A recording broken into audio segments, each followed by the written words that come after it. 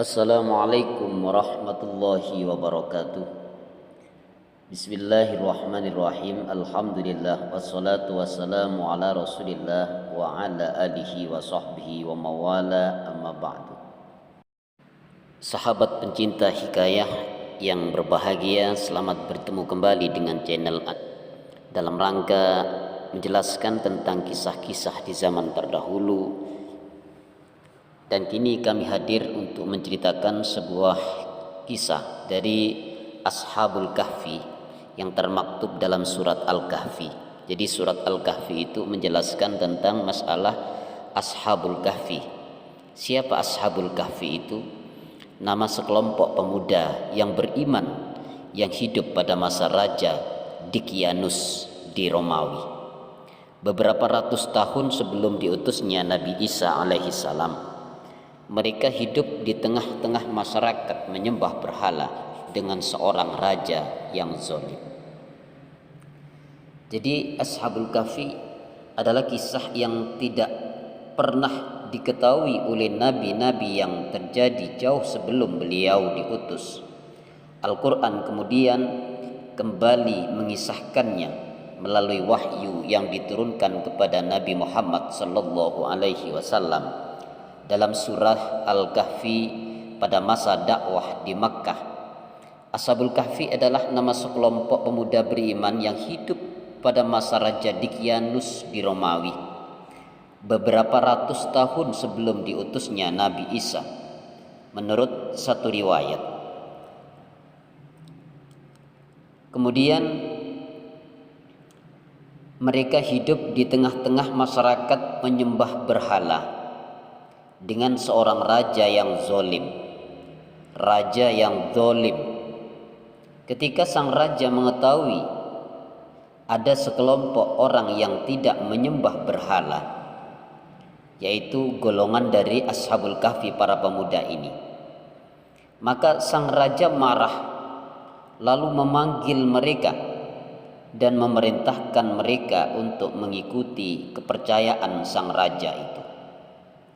Tapi Ashabul Kahfi menolak dan tetap mempertahankan iman mereka dengan cara hijrah, dengan cara pindah dari lingkungan berhala tersebut menuju ke tempat atau lingkungan yang aman. Dikejarlah mereka untuk dibunuh oleh prajurit-prajurit raja yang zalim itu.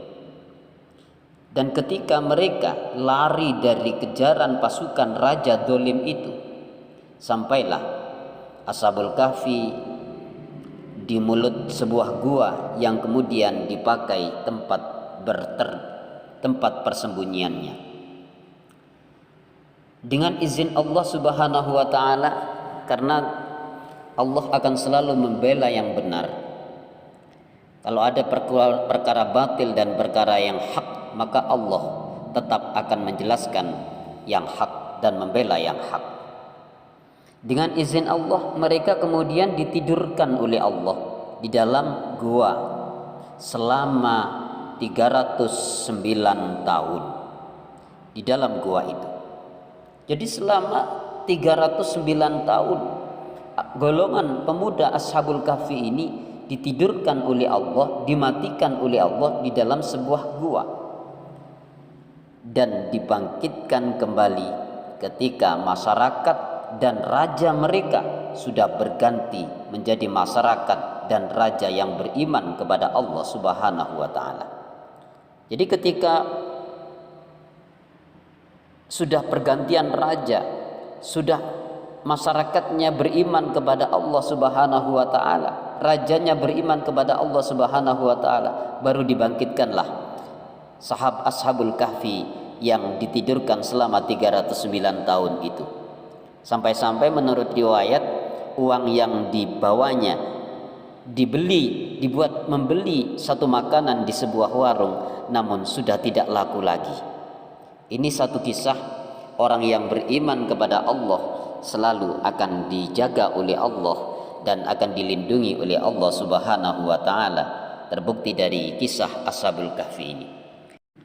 Demikian kisah singkat dari kami terkait dengan Ashabul Kahfi yang beriman kepada Allah Subhanahu wa taala, hidup di tengah-tengah masyarakat yang jahiliyah, masyarakat yang musyrik, masyarakat yang penuh dengan menyembah berhala.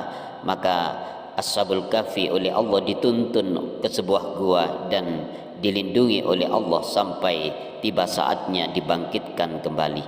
Demikian sahabat pencinta hikayat, mudah-mudahan bermanfaat. Kurang lebihnya mohon maaf. Wassalamualaikum warahmatullahi wabarakatuh.